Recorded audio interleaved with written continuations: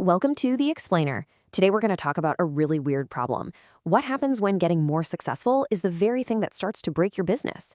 We're going to break down the essential systems that can take a growing company from total chaos to total control. All right, so let's just dive right into this paradox. It's a strange problem, but it's also super common. You're doing everything right. You're getting more customers, you're making more sales, but behind the scenes, the whole thing is starting to creak and groan. Your old ways of doing things just can't keep up, and you're actually getting closer to a complete meltdown. So, to really see how this plays out, let's follow the story of a company we'll call Gardeners Plus. They grew so fast that their whole operation turned into this absolute nightmare of paper forms, manual data entry, and yeah, a lot of costly mistakes.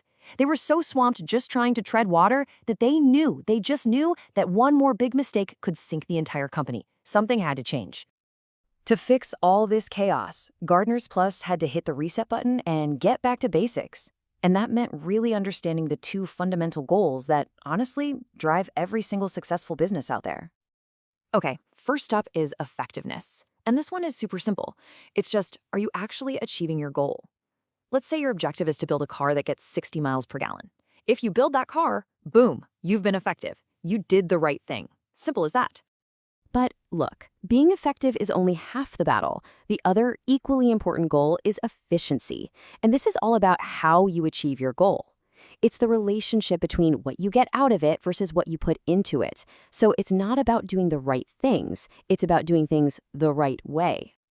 And here's where it all comes together. Your competitor builds the exact same car. They're just as effective as you. But they did it using fewer people and fewer resources. That means they were more efficient.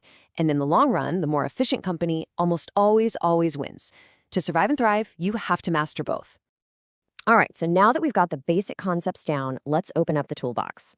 We're going to look at the kinds of systems that help businesses manage the two most critical flows they have, all the stuff coming in the front door and all the customers buying that stuff and taking it out the back. First up, you have supply chain management, or SCM for short. Just think of this as the system that manages all your physical goods. It tracks the entire journey of a product, from the moment the raw materials are ordered all the way until that finished product lands in your customer's hands.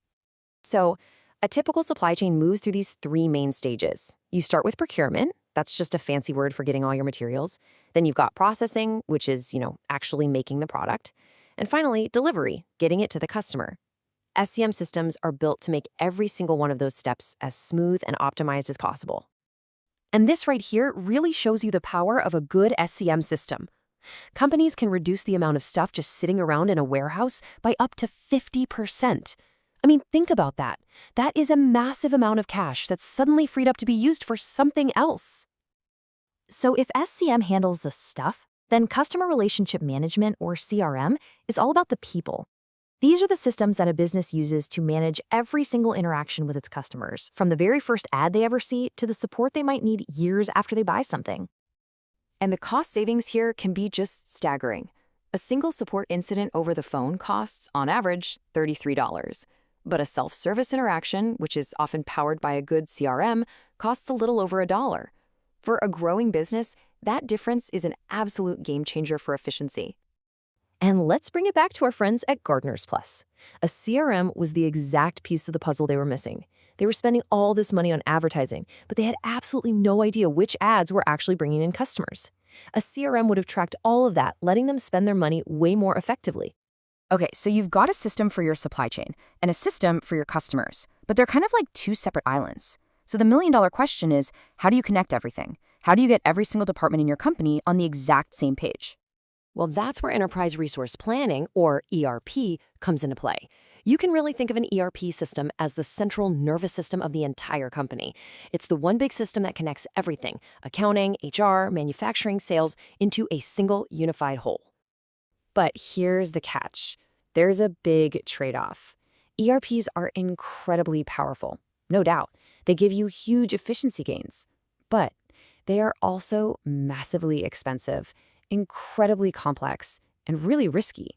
I mean, it's shocking, but something like 35% of all ERP projects are actually canceled before they're even finished. And the stakes just couldn't be higher. Back in the 90s, a multi-billion-dollar distributor called Foxmeyer Health completely botched its ERP implementation. The new system could only process a tiny fraction of their orders, and, well, it ended in bankruptcy.